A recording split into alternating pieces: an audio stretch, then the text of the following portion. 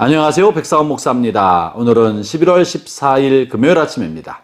오늘도 신실한 마음으로 하나님의 말씀과 함께 하루를 시작하는 여러분들에게 하나님의 크신 은혜가 하루 종일 함께 하시기를 바랍니다. 오늘 하나님의 말씀은 에스라서 9장 9절부터 15절까지 말씀인데요. 오늘 본문에는 어제 본문과 이어지는 내용이죠. 에스라가 2차 귀환자들과 함께 예루살렘에 돌아와 보았더니 먼저 와 있던 유대인들이 이전에 살고 있었던 이방인들과 통혼하며 살고 있는 모습을 보게 되었습니다. 그것이 몇몇 유대인들뿐만 아니라 레위인들 그리고 그들의 지도자로 부름받았던 제사장들마저도 이방인들과 통혼하는 모습을 보면서 에스라가 기가 막혀서 겉옷과 속옷을 찢고 수염을 뽑으면서 하나님 앞에 엎드려 회개 기도하는 내용이 실려 있는 거죠. 그 기도의 내용은 이러합니다. 오늘 9절부터 10절까지 제가 먼저 읽어보죠. 우리가 비록 노예가 되었사오나 우리 하나님이 우리를 그 종살이하는 중에 버려두지 아니하시고 바사 왕들 앞에서 우리가 불쌍히 여김을 입고 소생하여 우리 하나님의 성전을 세우게 하시며 그 무너진 것을 수리하게 하시며 유다와 예루살렘에서 우리에게 울타리를 주셨나이다. 우리 하나님이여 이렇게 하신 후에도 우리가 주의 계명을 저버렸사오니 이제 무슨 말씀을 하오리까. 이스라엘 백성이 이방인들과 통혼하고 그들의 우상을 받아들이고 이방인들의 삶의 방식을 유대인들과 이스라엘 백성들이 받아들여 도입해 왔기 때문에 유대인들과 이스라엘 백성들이 타락하게 되었고 그들 가운데 우상 숭배 악이 관영하게 되자 하나님이 마침내 이들을 심판하셔서 북이스라엘은 아시리아 제국에게 멸망당하게 하시고 남유다는 바벨론 제국에게 멸망당하게 하셔서 유대인들이 바벨론으로 포로살이 하러 쫓겨가지 않았습니까?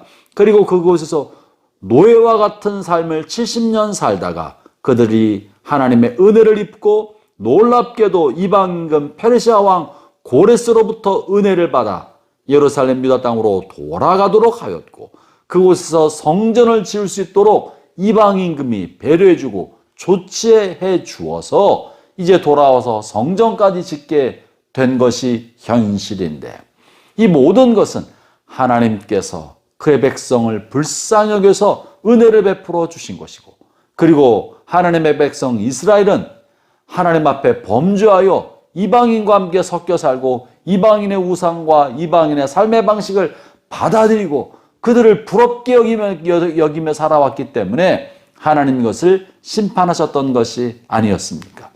그럼에도 불구하고 지난 긴 세월 노예살이하고 포로 생활했던 사람들이 다시 고국에 돌아왔을 때 옛날처럼 그 이전처럼 다시 돌아가서 자신의 삶을 거룩하게 살지 못하고 말씀대로 살지 못하고 세상 사람들과 섞여 살면서 익숙한 대로 살아가면서 서로 통혼한 것을 보고 통했던 것입니다. 사랑하는 형제자매 여러분, 우리가 도덕적으로나 법률적으로 큰 죄를 짓지 않아도 하나님으로부터 책망받고 하나님 앞에 회개했던 것을 망각하는 것, 자신의 지난날의 잘못과 죄를 망각하는 것은 큰 죄가 됩니다.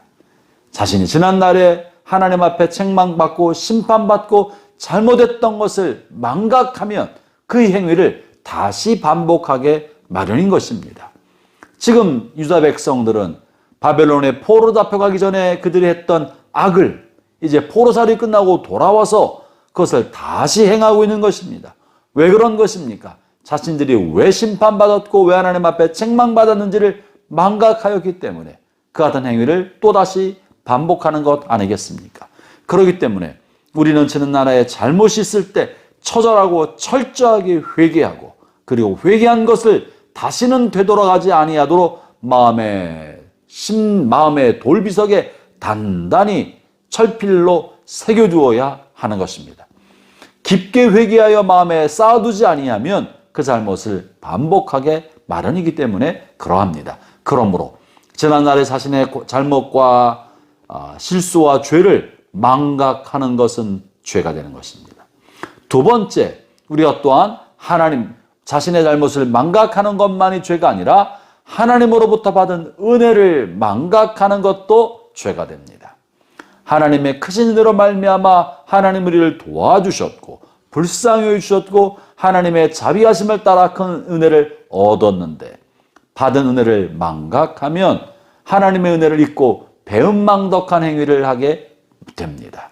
그리고는 하나님의 뜻을 벗어나서 하나님에 대한 배신을 하고 세상 방식과 세상의 우상의 방식을 쫓아 살게 마련인 것이죠.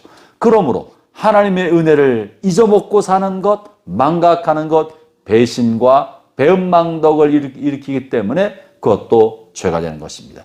사랑하는 형제자매 여러분, 사람들과 했던 것은 잊을 수 있으나 그러나 우리를 성장시키고 연단하기 위하여 하나님께서 우리의 삶에 개입하셔서 우리의 잘못을 책망하시고 심판하신 것이 있다면 결코 잊어서는 안 될 것입니다.